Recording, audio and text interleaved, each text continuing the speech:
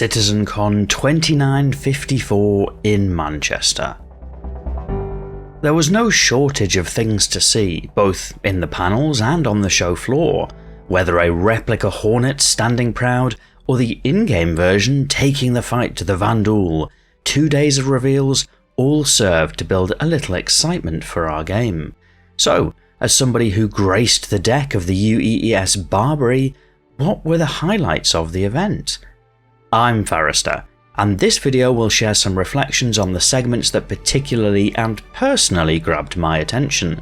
Clearly, there was a lot of information shared and a lot to see on the floor, such that it's not practicable to cover it all in one video, so some things will not feature in this one, but that's not to downplay any of the substantial effort that went into those things. Clearly, a huge amount of work has been invested into everything put on display during this year's CitizenCon. Starting with the panels, they're all online, so this doesn't serve to recap them, but the clarification on what Star Citizen 1.0 means was very welcome. The distinction between lawful and unlawful space, of risk and reward, on insurance and other counter-inflationary measures. All of these elements have had detail conspicuously absent to date, so starting to see some of these concepts crystallize to form a plan for Star Citizen 1.0 helps to give clarity for what Star Citizen will be. It may not be universally popular, but the importance of player organizations in endgame content was a welcome clarification too. Perhaps gone are the days of solo players thinking they can do it all? Clearly, and by design, grouping up is a major component of Star Citizen's endgame, and that's now more obvious than ever.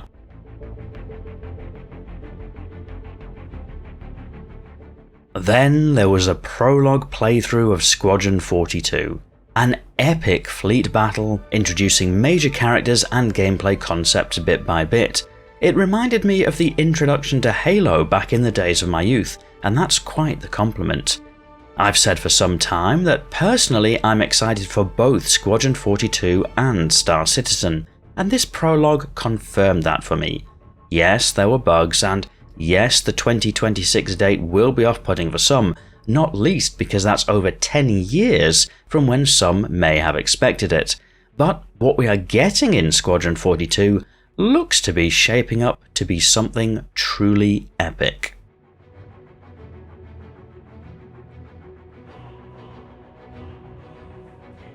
Crafting and base building look good, although it's something I'm personally a little bit more cautious about, and that's for two reasons. First, clearly the 1.0 talk was to show that a lot of thought has been put into balancing the economy, credits in as well as credits out. So those considerations suggest that those who imagine a life of simply churning out ship after ship, item after item, and amassing a fortune that would rival Scrooge McDuck may end up at odds with the economic design. To balance those priorities could mean that crafting becomes a significant time investment, more so perhaps than some might realise. Secondly, crafting, and more specifically building, blurs the lines of the purpose of some specific ships in the verse. The Misk Expanse and Galaxy Refinery modules, for example. It's unclear how useful they would be as a mobile refinery if a building could just do it all. Ultimately, these are questions which will need more detail to answer, but the building blocks of the crafting system seem most interesting nonetheless.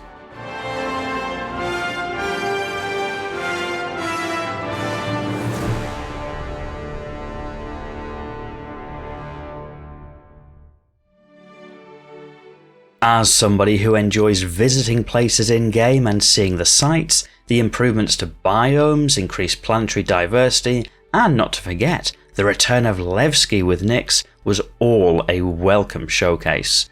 The announcement of the 5 core systems for 1.0 makes me ready to go and read up more about Terra and Castra.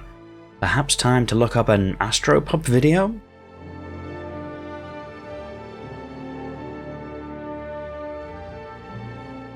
On the show floor, there was plenty to see too.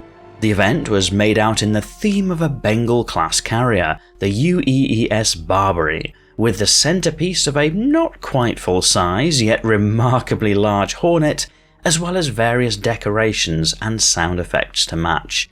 There were various community booths set up in a corridor that felt like it could be in-game, with a mix of orgs and groups filled with interesting folks to speak to. Monster Tech had 2 full MTS sim pits set up, which many of us would be excited by. Definitely let me know in the video comments if you'd like to see more about those in future videos. And outside were huge models of a Retribution class dreadnought and an old favourite, Port Olisar, preserved for posterity.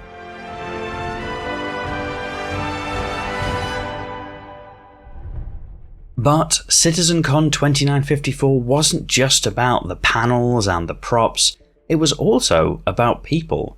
People with passion for Star Citizen, whether developer or player. That pride and passion was contagious and leaves a lasting impression.